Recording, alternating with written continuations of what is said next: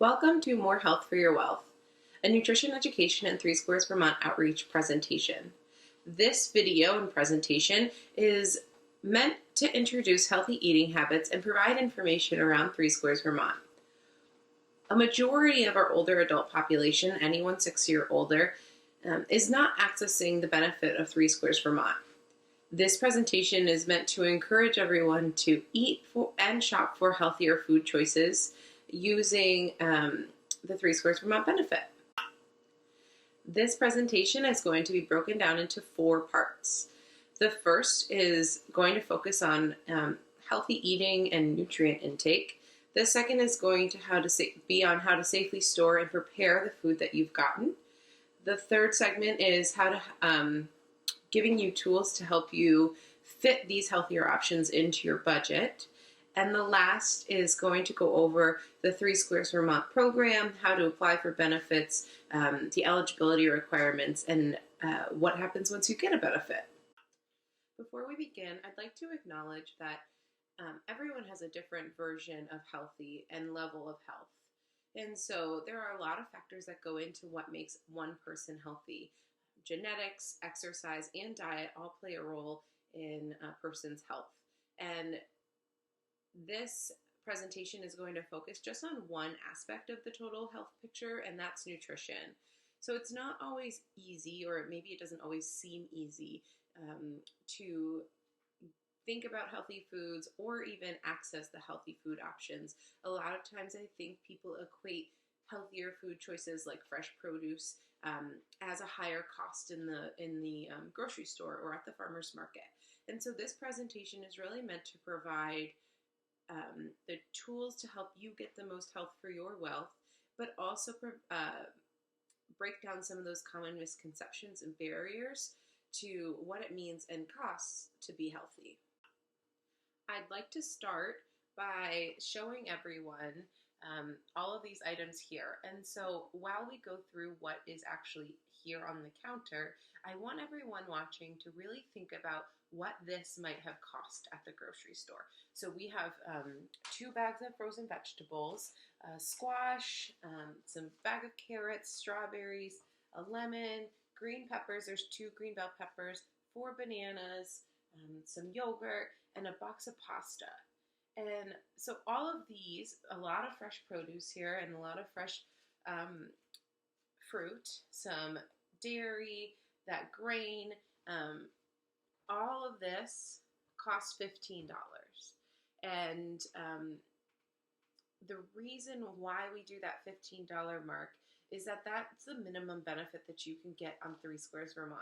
And we'll talk about that a little bit later at the end of the video. But really, I want everyone, as we move through all of the segments today, to think about how much is here, how much of this is really fresh produce, how much of it is accessible, and that this all only costs $15. And so a lot of times we think about, well, $15 might not be, it might not get me a lot. It's not going to go as far at the grocery store. But really, when you look at all of the things here, that is quite a bit to get for $15. And through the presentation, we'll talk about how doing maybe a smaller shop and then accessing some things that are also in your pantry will help expand your grocery budget. So if you only have $15 to spend and you get all of these items, but you have a nice little stock in your pantry, this can really get you through the week pretty easily, making you a lot of healthy meal options. So think about that as we move through all of the segments today. And just so everyone knows that as we do move through the segments, I will be referencing some handouts. Those will all be attached at the end of the video. So wherever you've accessed this video from, there should be handouts at the end of it. And so this grocery list is our first handout, and it's called The Most Health for Your Wealth. And it's just a simple sample of a shopping list. And on the list itself, I've made some substitutions here based on the things that I prefer or my family prefers. And so I encourage everyone to do that. If you look at the list and there's something that you know you won't eat or really dislike, feel free to make a substitution. But the list in general will get you all of those things for just about $15 at the grocery store.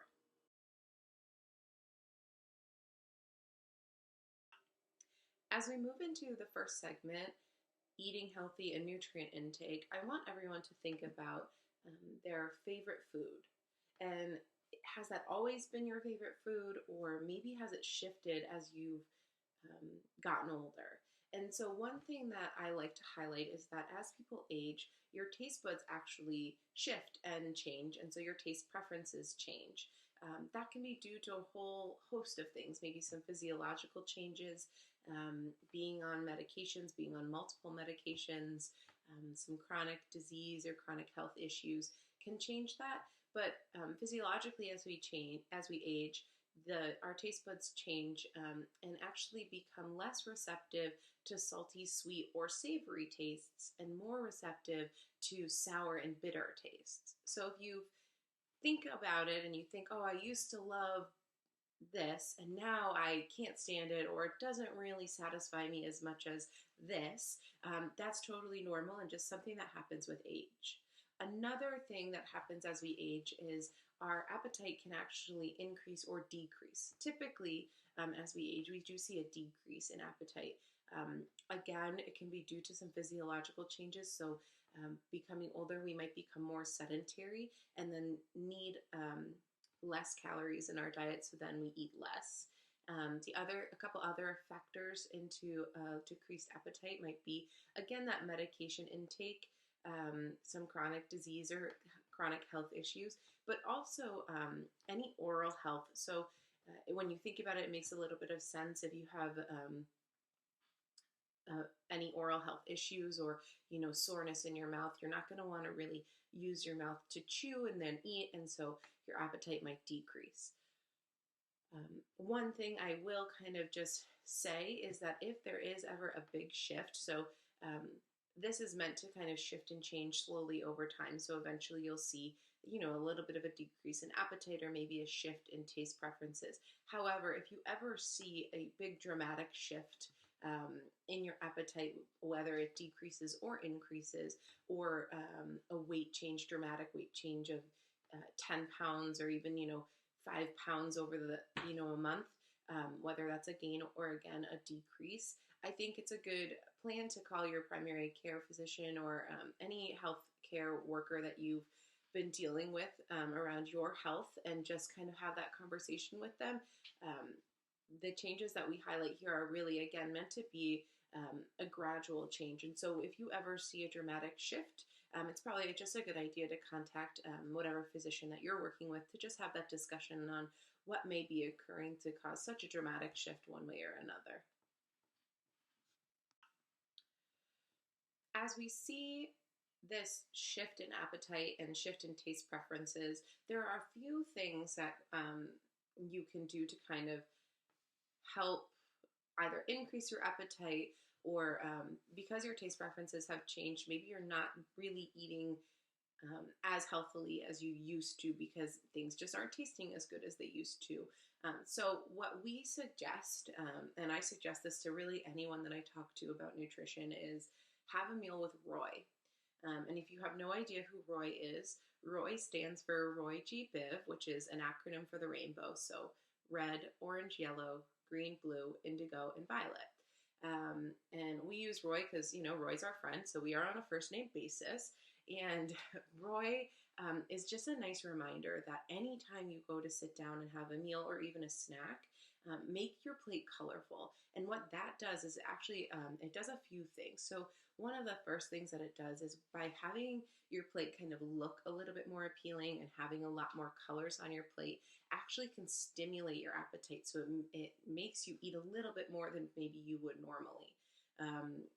The other thing that it does is our bodies can't store certain nutrients. So because they're kind of consistently using those nutrients up and then depleting them, the best way to replenish your system is to consistently try to get them into your diet daily. So because your body can't store them, if you are consistently replenishing them through your intake, and so through eating, then you're kind of consistently restoring your nutrients inside of your body.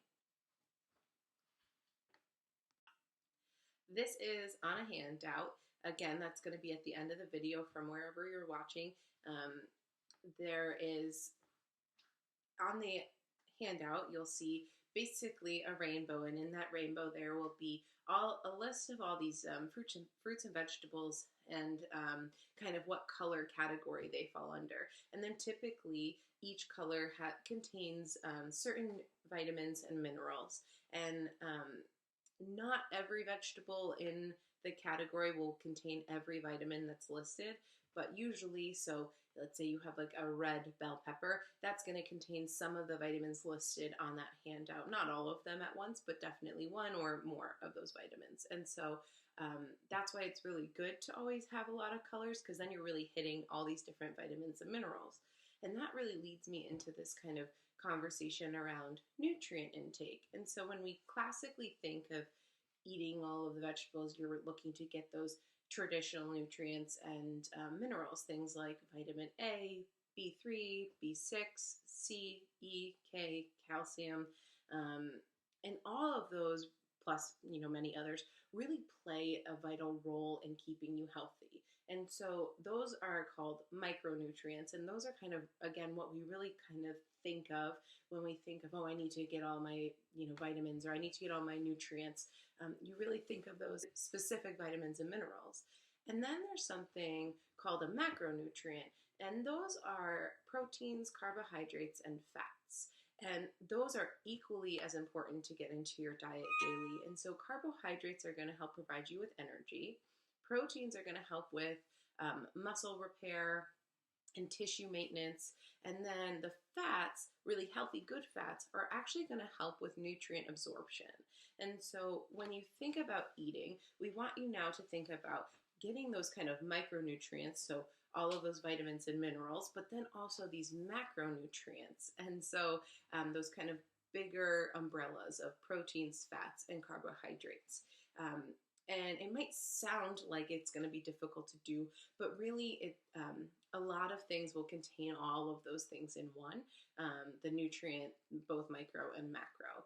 And so when you think about sitting down for your meal, again, thinking about those 5 food groups, but also really thinking about, how do I incorporate a lot of color on my plate so that I make sure that I'm really getting my total nutrient intake.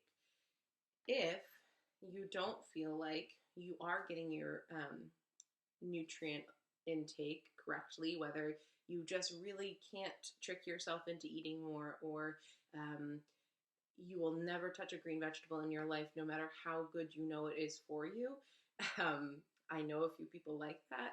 So if you do feel like you are a little bit nutrient deficient, again, it's worth a phone call with your doctor to just see if maybe incorporating a multivitamin is the right thing for you to do.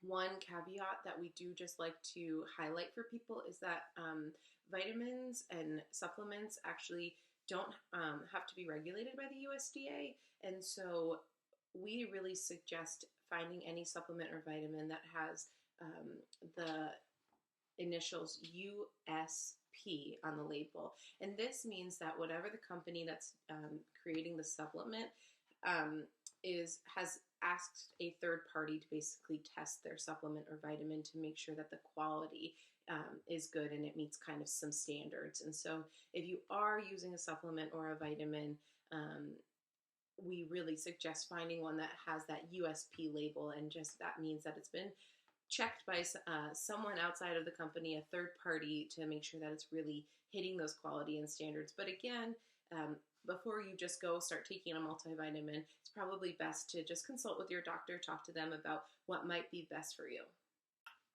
So when we talk about micro and macronutrients, I think there's a few good things to mention. So the first good thing to mention is that a nice, easy thing to remember is the darker the vegetable, the more nutrient content. So I think maybe the first thing you think about a lot is dark leafy greens. And so that is really true. Dark leafy greens are going to have a really good nutrient content for you, but really any of those vegetables that are a darker color are also going to be really nutrient rich.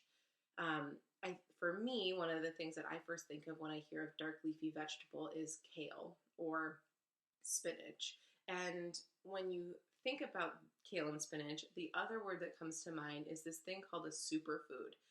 And so if you've never heard the term superfood, all that's really referring to is a food that's really nutrient dense and nutrient rich. And so the term superfood is not a regulated term. So I just like to break down that anything, anywhere could really be called a superfood.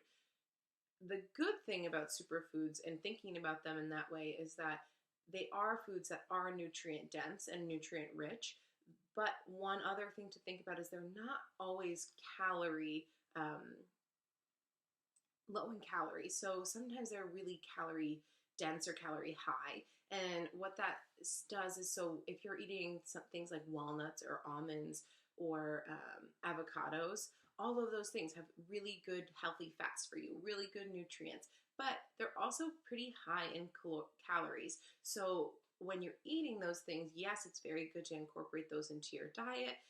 They're very good for you, but it's also nice to know in the back of your mind that they are very calorie heavy and calorie dense. So not consuming a large amount of them and really keeping it to an appropriate portion size, especially when it comes to those things. So when we think about superfoods, I'm always a little bit on the fence. I think it's a great term to kind of help us remember that there are some foods out there that really give us the most nutrient bang for our buck, things like those dark leafy greens or fish, olive oil, tomatoes, like really good healthy foods that can give you a lot of good nutrient intake. But I also want to just make sure people are aware that just because it might be considered a superfood, that anyone can label anything a superfood, and it doesn't mean that it's a low calorie food. So just always keep that in mind if you've ever gotten a superfood list. And we provide one too. And I do think it's a really good thing to have on hand, but I just like to give people that tool to know that yes, these are really great foods for you, but also eating everything in moderation is always a recommended thing. What happens though when you can't actually get as many of those fresh vegetables and fruits that you want? Or you've gone to the grocery store and you've forgotten a few things. One thing that we really suggest is keeping a lot of good staples in your cupboard. So this doesn't mean that your cupboard has to be overflowing with canned goods or dried goods. But what we do suggest is really keeping a nice little stock of staple goods on hand. And what that's going to do is it's going to allow you for those weeks that maybe you can't get as much as you want or forget, a few things at the grocery store, you're going to be able to put together a nutritious meal from things that are in your cupboard and maybe one or two things that are in your fridge. And so like we talked about in the very beginning with all the groceries that I showed you, maybe that doesn't look like the largest grocery shop to someone, but all of those things paired with some of those staples that might be in my cupboard are going to be able to first help me extend the life of all the items that I did get, and also help me make some really quick but nutrient-filled meals. And so there is a list of staples, again, in the handouts, and those staples for your cupboard are things like canned tuna or canned chicken, so some sort of canned meat, maybe some beans, whether they're dried or canned vegetables, pastas, rice, just some good things that you could really together in a pinch make a really nice and full, healthy meal. The last part of this first section that is really nice to talk about are some easy ways that you can swap maybe what you're eating already for some healthier options. And so one thing that I really love to highlight is that whatever you have in your house is what you're going to eat. So if you can make some healthier swaps, then when you're hungry, you're going to have those healthier choices in your cupboard. I have never known anyone to go buy a bag of chips and just save them for a special occasion, right? At least in our house, if there are chips that we buy, they get consumed within the week. And so if you are one of those people that have saved your chips, I'm very impressed with you. But I think for the majority of us, what's in our cupboard or what's in our fridge or freezer, those are the things that we're grabbing. So being able to go to the grocery store and just mindfully make some switches, it's going to help you very easily incorporate a little bit more of a healthy option into whatever you're doing cooking wise or snack wise. So think back to that favorite meal or favorite food that you've had or and so one of my favorite examples is spaghetti and meatballs. And while maybe it doesn't seem like the most unhealthy option, there's definitely ways to make it healthier. So you can substitute any of that white refined pasta for whole wheat. And that's just a good rule of thumb with grains. Always try to make that swap from a refined grain, so like white rice, for a brown rice or anything whole wheat. That's a really easy switch to make, especially when you're talking about grains. So wheat bread instead of white bread, whole wheat pasta instead of white pasta. Just making those simple switches, you're going to be in the right step to having a healthier kitchen. And another easy swap is the ground meat. So typically, right, meatballs are a nice combination of ground beef and pork. And what you could do instead is use ground turkey or ground chicken. And again, it's an easy swap. It's still ground meat. It's going to go together the same way, but it's a leaner meat. So ground chicken and turkey are a really healthy meat option instead of that beef. And again, once it's kind of in that sauce and braising, you're really probably not going to taste much of a difference. So it's a good, easy switch for you. The other thing that you can do is in the sauce itself. So again, we're talking about my spaghetti and meatballs. I can throw in a ton of vegetables into that sauce, and that's going to help me get a little bit more of a nutrient intake. And maybe you don't want to throw in the vegetables to the sauce, but instead you make a side salad, and on that salad you throw a little oil and vinegar or maybe just a little bit of your favorite dressing. But that's also going to incorporate all those nice fresh vegetables and produce into your meal. And so that's another easy switch that you can make anytime you're making sauces or soups or maybe even scrambled eggs. You just throw in a few extra vegetables, obviously ones that you like, that you know you're going to enjoy. But what a simple way to just get a little bit more nutrient value to the meals that you're already having. Some of the other switches are actually swapping some low-fat Greek yogurt for sour cream.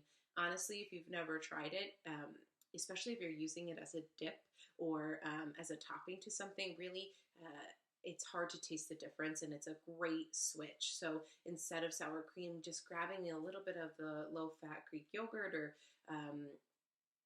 fat-free Greek yogurt is a great switch.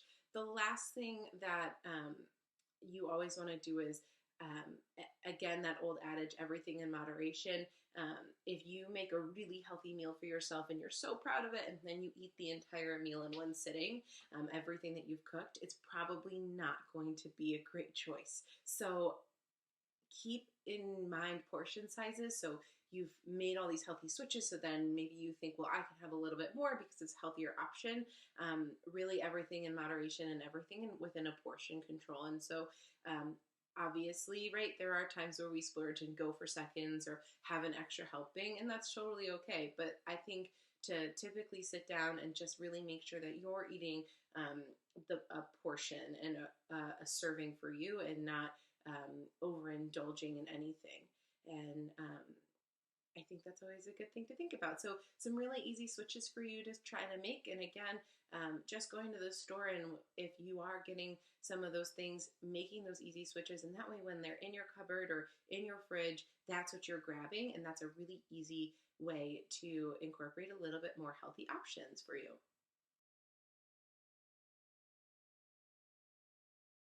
We are now going to move into the second part of our video presentation, and that is storing and preparing your food. And so you've gone to the grocery store, you've made all of these really great healthy switches, and you bring your groceries home, and what do you do with them? Do you put them just right into the fridge? Do you leave them on the counter? Do you put them in the freezer? There's a lot of options, and so we've compiled a list of how to best store the things that you get at the grocery store. And those are things that maybe you don't necessarily think of, like certain things to actually not store together or next to one another. And things like putting your root vegetables into kind of a dark, cool space. So there's a lot of good tips on this handout, and I'm just going to go over some kind of big ones right now. So the first thing that I just like to touch upon are expiration dates and sell-by dates. So when you're at the store and you're looking at something that is maybe a perishable food item and it has an expiration date on it, it's important to know that those dates, expiration dates, are set by the manufacturer on when they expect that item to spoil by. And so sometimes the item might spoil a couple days before that date, or really maybe a day after that date. But truthfully, that is what they expect the item to kind of its shelf life. And so it's best to really use that date as a good guide for you. But, when in doubt, toss it out. So sometimes I think the best example of this is milk. Sometimes it does go bad, 1 to 2 days before the expiration date. And you can tell, right? It kind of smells a little off. Maybe it looks a little off in color. And it's the manufacturer's expected time that is going to spoil. And so maybe it is 1 to 2 days before. Really, just when in doubt, throw it out, and don't think that just because it says, well, it expires in 2 days, it's good for 2 more days, that it is. So that's just a nice thing to have in the back of your mind when you're looking at expiration dates, that really you're the best judge of character. So if it might expire a day or two before, it's really that manufacturer's expected time. And the other thing to think about are use by and sell by dates, which are not the same as expiration dates. So use by and sell by dates are dates that the manufacturer wants the store to sell their item by. And that doesn't mean that the product has gone bad or going bad on that date. A lot of times, actually, the product will be good for a day to up to a week or two after the use by or sell by date. And that's really just, they want whoever they've sold their product to just get it off the shelves by that date. And so it's important when you're looking at things that if something says use by and that date's today, that doesn't mean that it goes bad necessarily today. It means that you have a couple of days potentially to use it, but they just want the product to be sold by that date. And then there are things that don't have expiration dates necessarily on them, like any of the meat or fish or poultry that you get.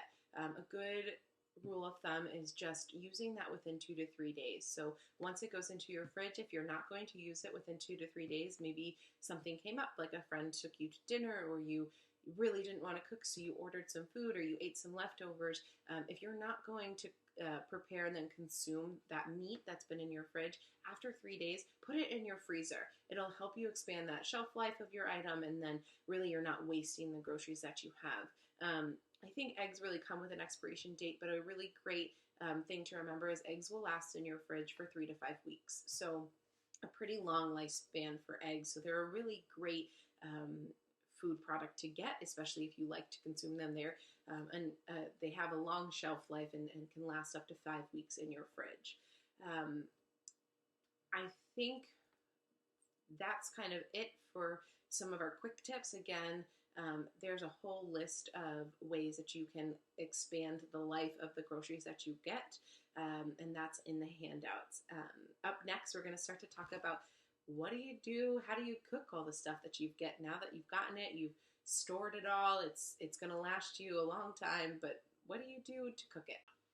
It's time to cook. So what do you do? Maybe you've cooked forever and you're like, lady, I've got this. Or maybe you're really new to cooking and you have no idea where to start. So we're going to give you some tips on just simple cooking tips in general. And then one thing that we see a lot working with people that are 60 or older is cooking for one. And I think for some people it's not a problem. They've cooked their whole lives and now they just cook for one person.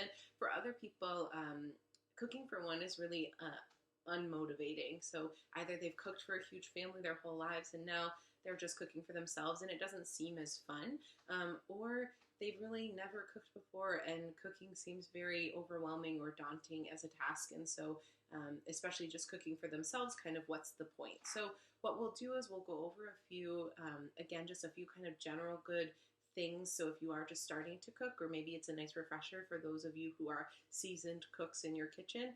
And then we'll go over just a few things that might help you be inspired to start cooking for one. And so the first thing that we talk about is when you are starting to cook, an easy thing to do is cut all of the food that you're cooking up into the same size. And so what that's going to do is it's going to help your food cook evenly so that everything's done really at the same time. And there's different sizes that you can cut things up into, and we won't get into all of that. Just generally, when you are cutting things, try to cut them all into the same size, and that's going to really help everything cook evenly and at the same rate. The next thing is anytime that you're using a boiling method, so putting pasta into boiling water or vegetables or rice, salt the water beforehand. And so what that does is it enhances the flavor of whatever's going into the water. And so if you end up putting all the things in the water and then they're boiling and almost at the end you throw some salt in, all you've really done is salted the water, and you haven't actually enhanced the flavor or flavored anything that's in the water and has been cooking. So put the water in the pot, put the salt in the pot, and then put all of the ingredients that you were going to boil or cook that way. Again, I know sodium content can be a lot, so maybe not a huge handful, but just a little pinch of salt into the water is really going to increase some of that flavor for you. Another thing, especially if you're going to be using a lot of canned vegetables, rinse them. I can't stress that enough. Even the containers that say low sodium or low salt, put the canned vegetables, open it, put the vegetables into a strainer, and then just run it under some water for a few seconds to just rinse off anything that it's been stored in. That's really going to decrease that sodium level for you. So again, even those vegetables that say low sodium or low salt, there still is some in that can. And so just doing a quick rinse is really going to add a lot of benefit to the sodium intake for you. And then the last guide is that if you can eat a vegetable raw, it really doesn't need a long cooking time. So any vegetable that you would kind of just let's say carrots or broccoli, anything like that you would just kind of pick up and maybe snack on raw, it really doesn't need a long cooking time. And even overcooking your vegetables can actually decrease some of that nutrient content for you. So there's a whole way that you can cook vegetables: roast them, steam them, pan fry them, whatever. But that nice rule of thumb that if you can eat it raw, really doesn't need a lot of cooking time. So cooking for one. I will start with a story, and it goes like this. I come from a large extended family, and my grandmother was Sicilian, and any time that we went to visit her, every single member of the family came over. And by family, I mean any friend that she ever had, any friend that we ever knew, all of our, blood relatives, and then pretty much the neighborhood. And so with that, she really cooked big meals. And for me, I always then really cooked big meals because we followed her recipes, and those were always meant to feed 20 or so people. And so when I moved to college and went away, I remember making, one of these meals, and it fed, honestly, I probably could have fed 20 people. And I sat there going, I'm only cooking for myself. What am I going to do with all of this food? So I fed my roommates, and then I put a lot in the freezer, and then I really ate spaghetti and meatballs for the whole week. And I learned a nice lesson that two things. Cooking for one can be really challenging, especially when a lot of recipes make 8 servings or 10 portions. And also, I learned that making big batches was a great time saver for me. And so I put so much of that into the freezer that after a while, I kept making big batches until I really got it down that I didn't need to make huge portions. And so really after a while, I had a lot of great options in my freezer. So then those days I didn't want to cook or couldn't make it to the store or whatever, I had really a lot of choice in my freezer for things to reheat. So that is my story, and I think that it lends a nice way to talk about cooking for one, because for some of you out there, I think you've cooked for your families your entire life, so maybe you only know how to cook for 4 or 6 or 8 or whatever, and now you're really cooking for one. And how do you pare those recipes down? Or maybe how do you find the motivation to just cook for yourself? And so my tips are always look at the recipe that you have. So make sure that what you're seeing is you're looking for how many people it's going to serve. So if it's going to serve 4, maybe that's a great option for you because you're going to cook it and you're going to keep 2 servings in the fridge and then you're going to put 2 servings into the freezer. Or maybe the recipe is going to serve 8 and you cut it down. What that's going to do is you're actually going to save a little bit of cooking time for you, and then you're also going to save a little bit of the food buying, so a little bit of that cost on that side.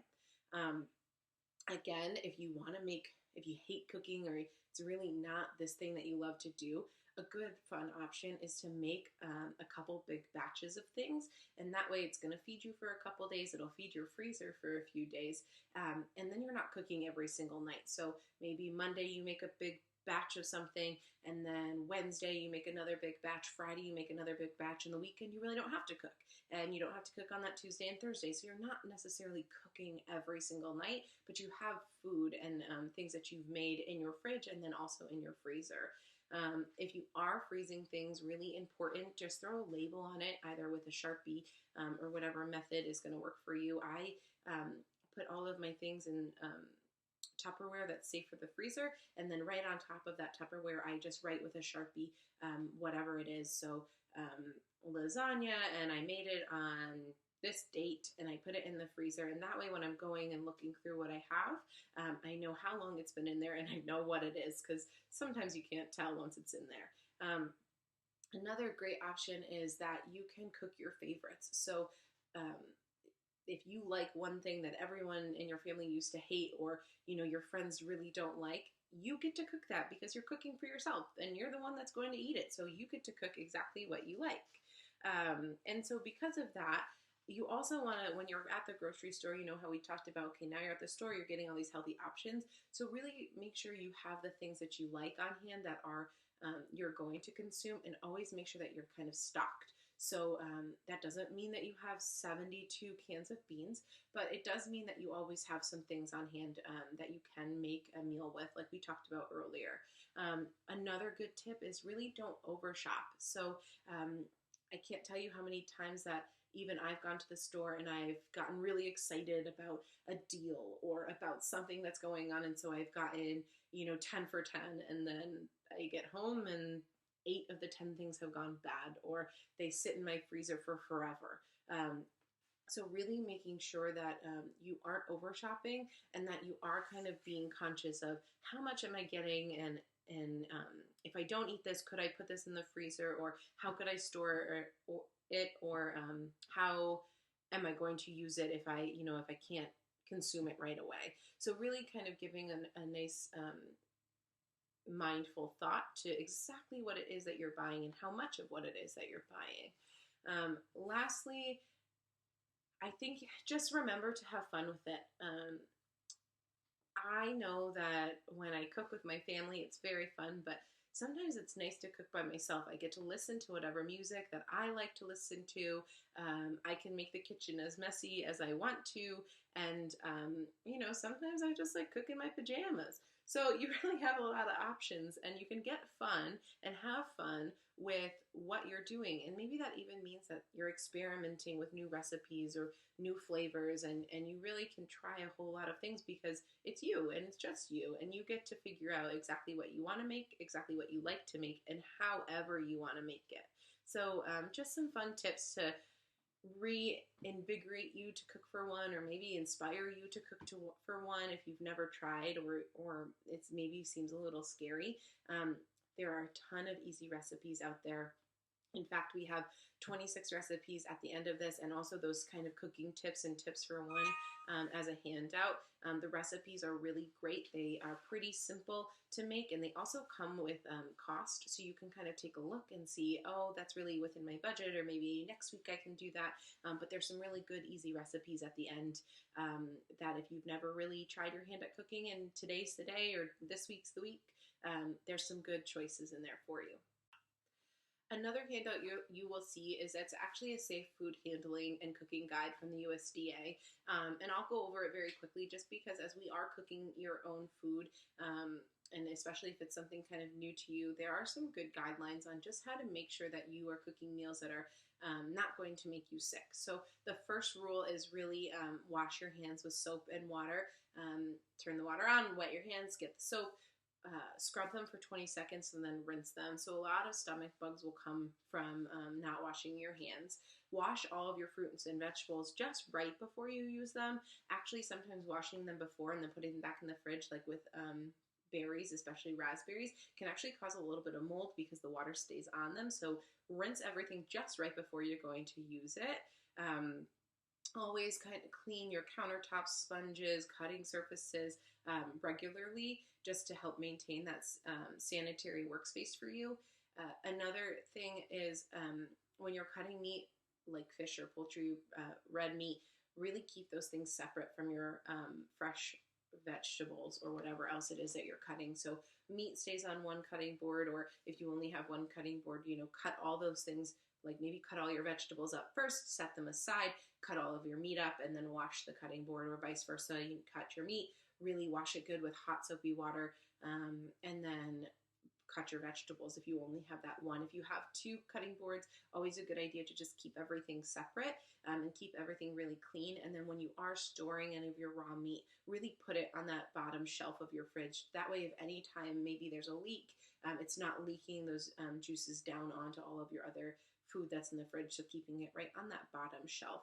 And then just a few other things is keep hot things hot and cold things cold, and never leave perishable food items out for more than 2 hours. And if you've cooked something like maybe soup or something that's really hot, store it in a shallow dish that you're going to put into the fridge and really let it cool for a few minutes. So again, don't leave it out for more than 2 hours, but putting something piping hot right into the refrigerator is also not safe. So letting anything that you're cooking just cool for a little bit before you put it into the refrigerator or to the freezer to store.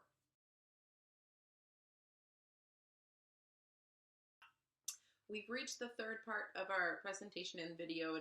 One thing that we really want to start to focus on is what are some tools that you can use to start to really get all of these healthier options into your pantry or your refrigerator. So in the very beginning, we talked about sometimes we think about eating healthy as a really expensive choice, and it really doesn't have to be that way. And so what we like to tell people is shop successfully. So it's an acronym, and we'll go through it, but you don't need to remember it. There is a handout about it. And so the first S is stick to your list. That means you're making a list, which we've talked about a lot, right?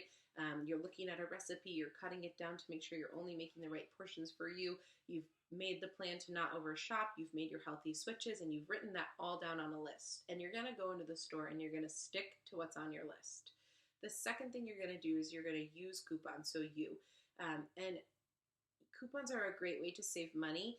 One other thing to think about is sometimes a coupon, especially if it's on an on-brand item, might actually not be as good of a deal as something that's off-brand or store brand. So just be mindful. Yes, always use coupons. I do really encourage that. It's a great, easy way to save some dollars. But also when you're going to use that coupon, just do a quick check to see, okay, if my coupon says this is $1.99, but oh look, the store brand is $1.69. Obviously, a little bit of a savings with the store brand. So coupons are great. I think they're awesome, but always just do that quick check once you're using them, which goes to my C. So check high and low.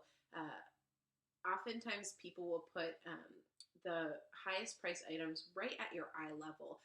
Obviously, we're all different heights, so usually that's right in the middle of the shelf. And so if you look a little bit higher or a little bit lower, you might actually find some things that are just a little bit different priced for what you're trying to get.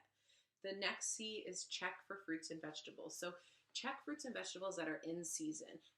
We have a nice in-season pocket guide that just goes through all of the fruits and vegetables that are in season for the month. So what's really great about our world is that we can transport everything anywhere. And so there's bananas year-round and all these nice fruits and vegetables that we could get that maybe not normally we would get. And when things are out of season, they end up costing a little bit more. And so I always just say, just check for those things that are in season. They're gonna A, probably taste a little bit better, and B, there'll be a little bit lower cost. But then also check the freezer section. So things like vegetables that are frozen at the height of their freshness, and usually at their best nutrient value, so best nutritional value. And so if there is something that you're making a recipe with, or some sort of fruit and vegetable that you really want to try, and it's just a little bit out of your price range in the fresh place, then go and check the freezer section. And really, last resort, if those freezer things aren't there for you, canned. And the only reason why we say canned is the last resort is just from all the sodium that might be on those vegetables. Really, fresh is best, then freezer, and then canned. And always just do that quick check. Maybe it's not in season, so you make a swap, or maybe it's just a little bit out of your price range, so you go and check the freezer section.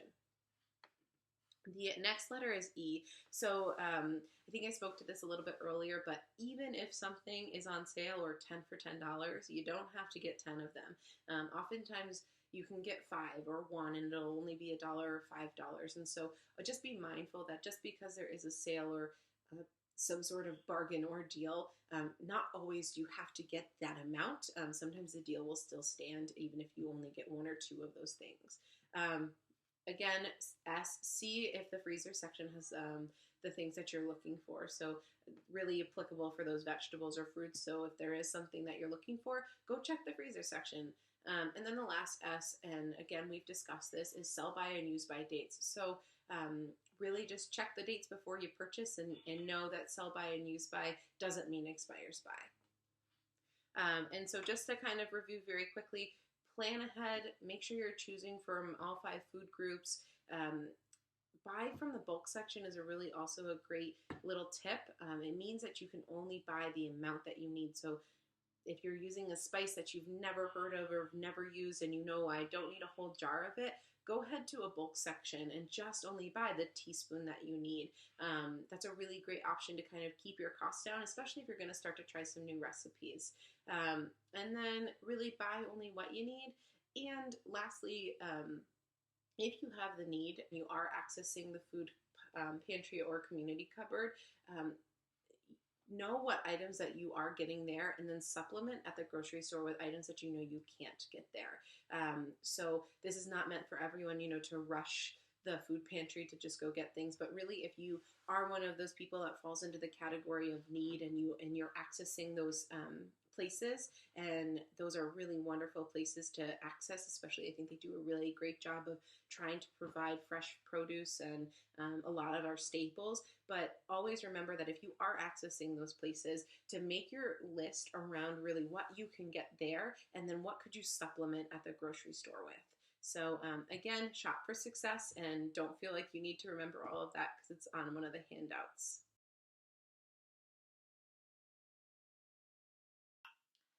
This brings us to our last portion of the video. This portion is all going to be about 3 Squares Vermont, which is a food benefit program. And really it ties in nicely to what we've talked about in the first 3 segments, just because as you are trying to incorporate more healthy food choices into your purchases, 3 Squares Vermont is really going to give you, if you qualify, a little bit extra monies towards those purchases. So helps you to really make some healthier choices, and really just helps stretch your food budget dollars a little bit longer. And so we're really going to focus on anyone 60 or older in this section, and we're going to go over eligibility requirements, the application process, and a little bit about the benefit itself. If you already received 3 Squares Vermont, it still might be worth a listen. We do go over some of the ways in which you might be able to increase your benefit, and just some other kind of nuances of the program that's always great to just either have a refresher on or learn about. So coming up, we're going to just talk all about 3 Squares. Let's talk about the eligibility requirements for someone 60 or older and who would like to think about applying for 3 Squares Vermont. The first big question is always income. How much income can I have and still apply? How much income, is the limit? And so for someone 60 or older, it's a bit of a different income limit than someone who is not. So typically, the guideline is 185% of poverty, of the federal poverty limit, is acceptable as an income. And I won't make you do the math, so that is around $1,900 a month for income is the cap for the benefit program. Now, if you're 6 years older, there really isn't an income limit, so to speak, but what we do end up seeing is usually people can have around $3,000 to $3,500 a month in income and potentially still see a benefit. Once you hit that in between the 1,900 and 3,000 mark, sometimes your resources start to get counted. So, but what we do typically see is you can really have up to $3,000 to $3,500 a month in income and still potentially receive a benefit. So,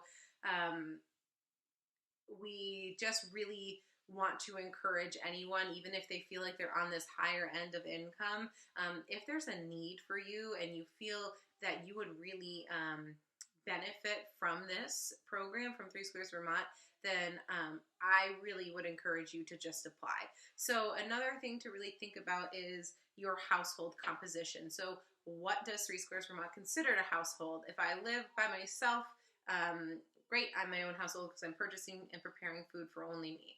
If I live in my home with somebody else, and we purchase and prepare food together, we're a household. If I live in my home with someone else and we purchase and prepare our food separately, we are each our own households and then can apply for Three Squares Vermont on our own. Now, this rule is kind of, there's one more kind of aspect to this rule for anyone that is 6 years older, and that is typically, if you're married, you have to apply for Three Squares as one household. However, if you're 6 years older and you are purchasing and preparing food on behalf of a person living with you because they are unable to purchase and prepare food on their own, you might be able to actually apply as separate households. And so there's two kind of big ways to do this. And the first is that if the person that you are purchasing and preparing food for has been deemed disabled by the Social Security Administration, you both are then able to, if you are purchasing and preparing your food separately, you are able to then apply for Three Squares Vermont as separate households. The other way is that if the person you're purchasing and preparing meals for is permanently, physically, mentally non-disease related, has a disability, and they have to actually meet an income guideline of 165% of poverty or less, so even less than that $1,900 a month in income, you might be able to also then apply for benefits separately. So I would say if you think you fit this third kind of household composition where you're in a situation where you're living with someone, you both purchase and prepare food together, but it's only because one of you really is unable to do so, call Economic Services and talk to a benefit specialist and really have that conversation with them, and they'll be able to tell you, yes, you'll be able to apply separately, or no, at this time you have to apply together. But when in doubt, really always call them. They're fantastic, they're knowledgeable, and they're able to help. So at the end of this last segment, we'll put all the phone numbers up that you need. But again, if you think you fall into this third category where you are living with somebody, but you have to purchase and prepare food on their behalf, and you think you might be able to apply separately for benefits, call Economic Services and talk to a benefit specialist, and they'll be able to help you determine if that really is the case. So that's a little bit about the household composition. The last thing that I really like to talk about under eligibility is, and kind of special circumstances for 6 years older, is if you have out-of-pocket medical expenses, you can include those as a deduction. And so there's a question on the application that says, does anyone in the house pay $35 or more for out-of-pocket medical expenses? Most households say yes, because they do spend over $35 on out-of-pocket medical expenses, and those expenses are anything out of pocket that you pay for medically. And you would think that that kind of makes sense due to the name, but really it's your insurance premiums, your prescription copays, any of the over-the-counter medications that your doctor has suggested that you take. It can even be mileage to and from the doctor's office or hospital appointments, hearing aid batteries. There's a whole list of things that count as an out-of-pocket medical expense, and those are listed on a sheet. It's a really comprehensive list, and again, that's going to be at the end of this. And so when you do decide to apply and you do pay $35 or more in out-of-pocket medical expenses, there is a separate form that you just simply list all of these expenses on, and then that gets sent in with your application, and the Economic Services Department will review all of it. So I really encourage people, even if you're already receiving 3 squares, to look at the list of things that can be counted. A lot of times I think certain things get overlooked, whether people just don't think it's if they want to use that as a deduction or not, or maybe you forgot to use something or say something, or maybe some circumstance has changed and now you do have this certain medical expense that you have to pay out of pocket for. So it's great to check in on, again, especially if you're already receiving a benefit and you think you might be eligible for a higher benefit. A lot of times you can get that through this medical expense deduction. So this brings me now to the application and the process. So the application itself is pretty easy to fill out. You can either request an application from Economic Services. You can request an application from any area agency on aging. The Rutland-Bennington Region's area agency on aging is the Southwestern Vermont Council on Aging.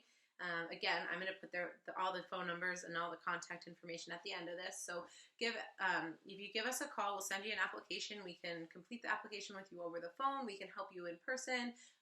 If you have the access, you can even actually fill the application out online.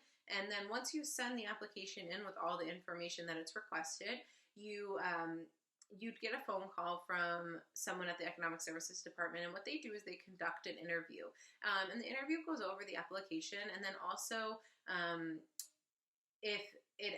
they'll ask if you can provide any documentation that they may need. So a lot of times, actually, we do see this with the medical expense deduction form. They'll ask for the insurance premium bill. And so 2 just quick things to note. Economic Services does a phenomenal job of corresponding via mail. So if you miss that phone call for the interview, please don't worry. Or if all of a sudden you're like 2 weeks later, no one's called me, you might have missed the phone call, which is fine. They don't tend to leave a message. They'll just call. And I know in this day and age, a lot of times if we don't see a number we don't recognize, we don't answer it.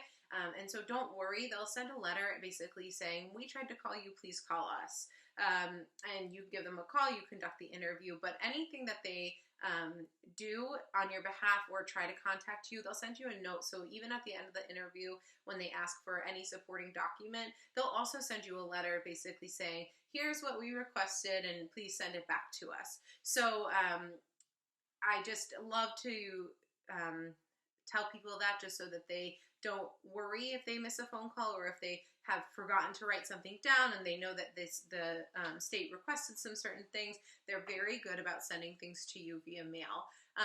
But with that, if they do ask you to send any documentation in, I cannot stress enough that we just really encourage everyone to send copies of the documents in. So the state won't send anything back. So if you send them an original copy of the document, you're not going to get that back. And if that's okay with you, you don't need it, that's fine. But we really stress making a copy. So finding a way to do that, if you don't have a way to do that at your home, whether it's going to the library or Staples, or you can even call the Council on Aging and we can help you make a copy if you need it, if you need that. So there's lots of options. Once you send all of the information that the state needs in, they'll deem your eligibility. And so if you are deemed eligible, it's a pretty simple process after that. You're eligible then for 2 years. So there's a 2-year certification period, 24 months, that you then are on the program. Any change of your status, like your income changes, or you move and your rent changes, or you weren't paying a mortgage and now you're paying a mortgage payment, or whatever it is, medical expenses come up, anything that changes, you report to the state, because that'll affect your benefit amount. And so that's one thing to always just make note of. So even though you are certified for the 24 months, the 2 years, anytime something changes, whether it's income or whatever happens that you think it might be effective of a benefit amount for you, that needs to be reported to the state. And then the other thing that will start to happen is you'll get your benefit, which is really great. And so monthly, the benefit that they computed for you, so whatever it is, the amount that is calculated that you're going to be getting a month, will be deposited a month to either an EBT card, which looks just like an ATM card, or if you're 65 or older, it's going to go directly into your bank account if you wish it to and act like cash. If you're 65 or older, it becomes a cash benefit on your EBT card. So sometimes it makes a lot of sense to just have that money be deposited directly into your bank account. It's something we really encourage anyone who's 65 or older to do. A few other things to note: that if you do qualify for 3Squares Vermont, you might also qualify for a few other benefits like phone assistance, and then also fuel assistance. So the fuel assistance program is great, right? We all live in Vermont. We all need to heat our homes. The fuel assistance, it can be awarded to anyone who uses fuel. So if you apply and then again are deemed eligible and qualify, it doesn't mean that you have to own your own home and pay your own bill for the fuel. You can live in a rental complex or an apartment, and your landlord has the heat built into your rent amount. If that's the case, the fuel payment would actually be sent to your landlord or the fuel company directly. And so if you heat your home or the place in which you live, you still may be able to get a fuel benefit. So again, if you get 3Squares Vermont, there's a better chance that you'd also qualify for this fuel assistance program. And that can also go to really anything, oil, pellets, wood, however you heat your home. So that's an added benefit of 3Squares Vermont and potentially qualifying for the food stamps program or the 3Squares Vermont program. Lastly, your benefit is then accepted at anywhere that accepts 3Squares Vermont. Really most, if not every grocery store, major grocery store, and the farmer's market, which is a great way and place to use your benefit. So at the farmer's market, the benefit's actually called Crop Cash, and you can use up to $10 at each visit. And so the $10 then turns into $20, so you double your money. And then you use it to buy what you would normally buy with your 3Squares Vermont benefit. There's a lot of, I think, stigma and maybe some stories around 3Squares Vermont, but the truth is that it's a great program. So this leads us to the end of our presentation and video. If you are looking for any other information around nutrition, we have a registered dietitian on staff, and she is happy to do any sort of one-on-one nutrition counseling. If you need any more information on 3Squares Vermont or have any questions around that, you can contact me. Again, all of that information is going to be here right at the end of this video. And if you have any information or if you need any information or have any questions on this presentation, please again contact me. And I think lastly, we really hope that all of this was helpful, that you learned a little bit around nutrition, that you learned a little bit to help you maybe stretch your food budget dollars. And we really look forward to helping you apply for 3Squares Vermont. All the handouts will be accessible at our Facebook account, which is the Southwestern Vermont Council on Aging, and then also on our website, www.svcoa.org. And if you need anything directly, I'm happy to send any handout to you. So again, just send me an email. My email will be coming up shortly. Thanks so much, everybody. Have a great day.